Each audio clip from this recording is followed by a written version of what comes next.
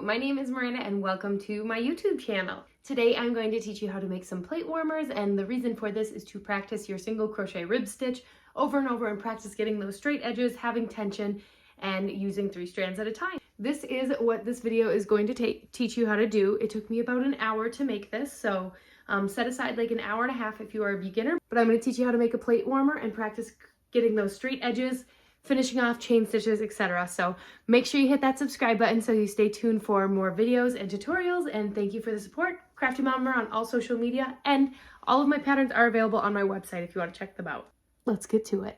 These are some leftover yarns from my Camp Arlo blanket that I'm going to be using. I will not be alternating colors with this pot holder, but instead we're just going to practice tension. So these are the 3 colors I'm going to use. We're going to do this all start to finish, so all you're going to need is grab a, I use an N9mm hook, 3 types of yarn, and I use Caron 1-pound yarn, but any medium 4-weight will work. And then a scissors for the end, but we're gonna start to finish, so enjoy. And if you really wanna show me some support, head over to my website, Crafty Mama Mer, and download some patterns for yourself. So like I said, we work with 3 strands of yarn when using any of my patterns I have released so far. The 3 patterns I have are Camp Arlo, Pastel, and Woodland. So to start off your blanket, you're going to make a pretzel with your yarn. The key to any of my patterns is to use all 3 strands as one. So you're going to make the pretzel and slide your hook in the middle of them and pull tight. This is how I learned it back when I was 14 years old, and it's worked for me. So from here, we're going to do chain stitches. For this pattern, we are going to do 18 chain stitches. For chain stitches, you want to take the bottom one and pull it up over the top. And so you can either do it manually where you pinch the yarn at the bottom and drag it over. Normally when you crochet, you always are holding your yarn in the left hand and feeding it through. I do this quote unquote the normal way when chain stitching, so it's easier to grab the yarn, but you're going to get 18 on. And then from here we are going to practice doing our stitches. So you can count 18 to make sure.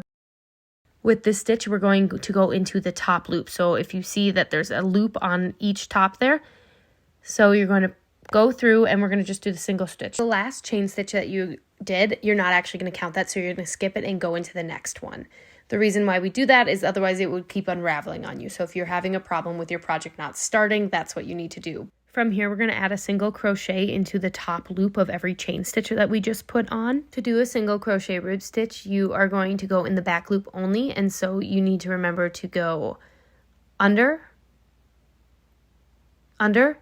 loop, back. So it is just repetition over time where you go under, loop, back, loop, back. I do have videos slowed down that teach you how to do a single crochet rib stitch or a half double crochet rib stitch. So make sure you check those out, but I'm going to now zip through this. I have been getting questions from people asking if a spiral is normal. I want to tell you right now that it's totally normal if you get the spiral. It is just the way that your yarn will work after you do 1 or 2 rows. Keep working a couple more rows and you'll see that straighten out. A reason I like using 3 strands at a time is because you can clearly see where the stitch is. A reminder that we add a chain stitch on at the end of each row, so then we skip that chain stitch and then repeat going into our single crochet rib stitch. We add a chain stitch on so that our rows jump up nicely and we have nice edges. I like to pull my chain stitch and my last stitch a little tighter to make sure I keep nice straight edges, but I am going to zip through this, and as you can see, the more I crochet, the more my piece gets straighter. So do not fret if there is a spiral in there. I promise you it'll be okay. The nice thing about using a single crochet rib stitch is that it is repetition over and over again. So doing a plate warmer like this really gives you the opportunity to practice keeping those edges nice and straight and practice the repetition. So I'm zooming through this right now, but like I said before, this took me about 45 minutes to an hour. Keep in mind, I am always interrupted because I am a mama of 2 under 3. But we are getting to the end here now. Finishing off your crochet project is actually way more simple than it is. So what you're going to do is you're going to cut your length however long you want. I'm just doing it at a diagonal of the pot holder. And then you're going to add on 1 more chain stitch and then pull that through, pull the yarn all the way and pull your chain stitch tight. And that's how you technically finish a crochet project. Now the fun part is weaving in ends. I say fun part because sometimes this can be tedious. This is a really good reason why you should keep your tails long, because it makes it easier to weave them in. So I'm using these Susan Bates needles. You will thread your yarn onto your needle, and from here the weaving is really your personal preference. I like to go through the little loop in between the 2 stitches first, and then go through the stitch and then repeat that over and over again. If you are alternating colors, you can go through horizontally, but if you are using similar colors throughout your whole project, you can go vertically, and it is a nice way to also make those edges stay straighter.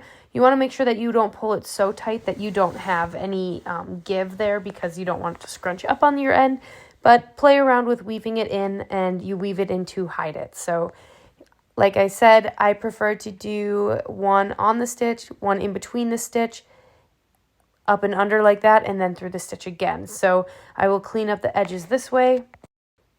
And then once I get down to the tail where I originally started my blanket, I will do a couple more weaves in there, and then I will tie it in a square knot and a double knot, and then cut them off. You could just cut them both off at this corner, or you can choose to weave in the tail horizontally or vertically. Again, it's a personal preference, up to yours.